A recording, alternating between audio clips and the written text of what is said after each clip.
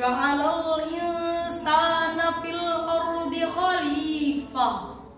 Wassalatu wassalamu ala rasulillah la nabiyya ba'da. Sallallahu wasallam ala nabi sayyidina Muhammadin wa alihi wa sahbihi ajma'ina. Dewan Hakim yang arif dan bijaksana, hadirin sebangsa dan setanah air yang kami banggakan. Indonesia, negeri elok alam dan budayanya.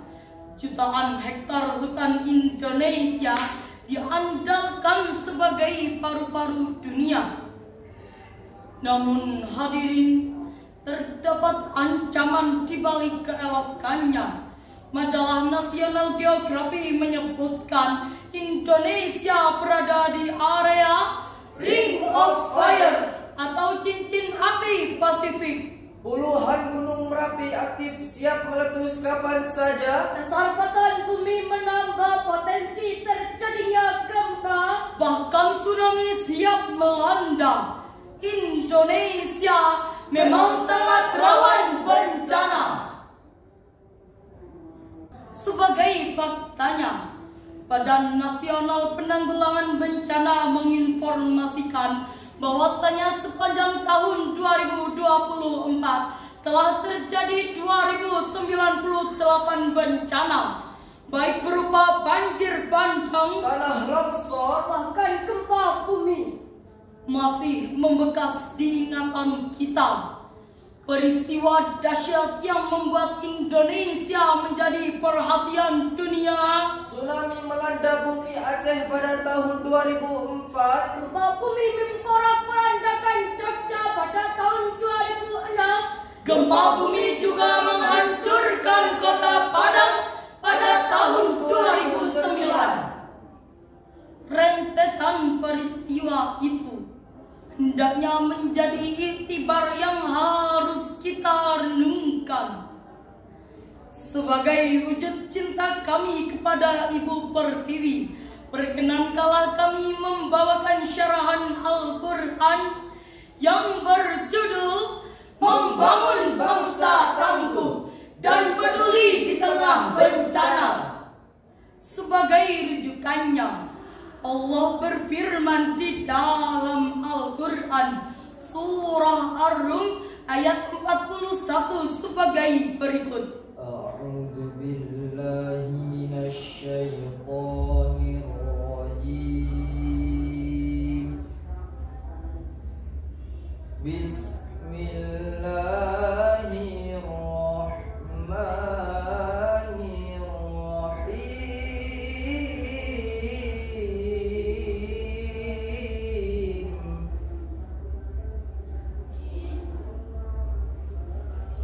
ظهر الفساد في البر والبحر بما كسبت أيدي الناس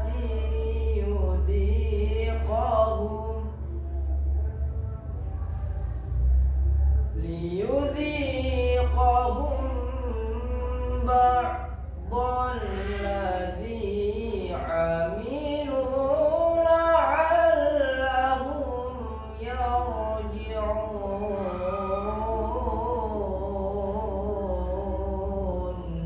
Hamba berlindung kepadamu ya Allah dari usikan syaitan yang terkutuk, dengan menyebut asma-Mu ya Allah yang Maha Pengasih lagi Maha Penyayang. Telah nampak kerusakan di darat dan di laut disebabkan karena perbuatan manusia.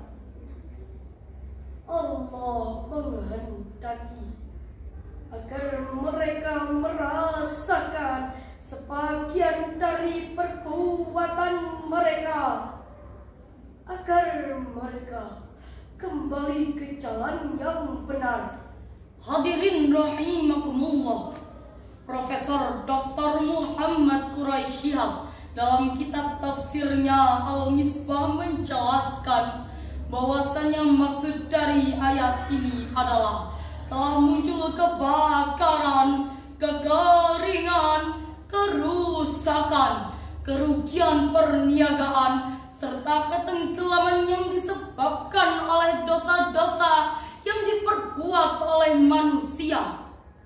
Allah menghendaki untuk menghukum perbuatan manusia di bumi dengan perbuatan-perbuatan mereka, agar mereka bertaubat dari kemaksiatan. Kini Ibu Pertiwi kembali merasakan duka lara. Badan Nasional Penanggulangan Bencana kembali menginformasikan bahwasannya pada awal tahun 2025 telah terjadi 22 bencana akibat cuaca ekstrim, 30 bencana longsor, bahkan 242 bencana banjir sudah melanda. masih hangat di telinga kita. Pada pertengahan tahun 2024, Badan Meteorologi, Klimatologi, dan Geofisika memprediksi gempa Megatrus yang menghantui Selat Sunda dan Mentawai Siberut.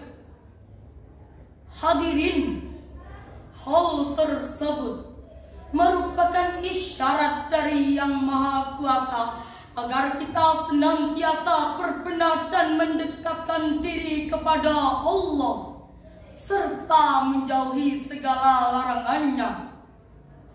Dewan Hakim yang mulia, hadirin yang berbahagia, dengan tegas Allah Subhanahu wa Ta'ala telah melarang perbuatan yang menimbulkan kerusakan di muka bumi, sebagaimana termaktub indah di dalam Al-Quran Surah Al-A'raf ayat 56 sebagai berikut. ولا تفسدوا في الأرض بعد إصلاحها ودعوه خوفا وطمعا إن رحمة الله قريب من المحسنين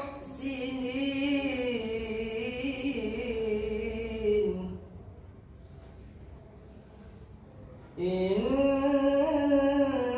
رحمة الله قريب من المحسنين صدق الله العظيم.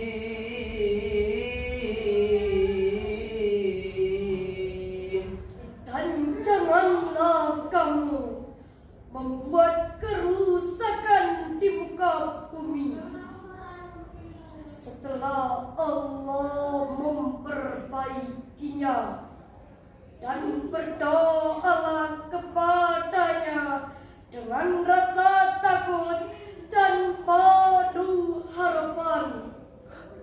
Sesungguhnya rahmat Allah sangatlah dekat kepada orang-orang yang berbuat kebaikan. Maha benar Allah dengan segala firman-Nya, dan Dialah yang Maha Agung. Dalam kitab tafsir Ibnu Katsir dijelaskan dari lafaz ولا تفسدوا tufsidu fil ardi ba'da islahiha. Allah melarang perbuatan yang menimbulkan kerusakan di muka bumi dan hal-hal yang membahayakan kelestariannya sesudah diperbaiki.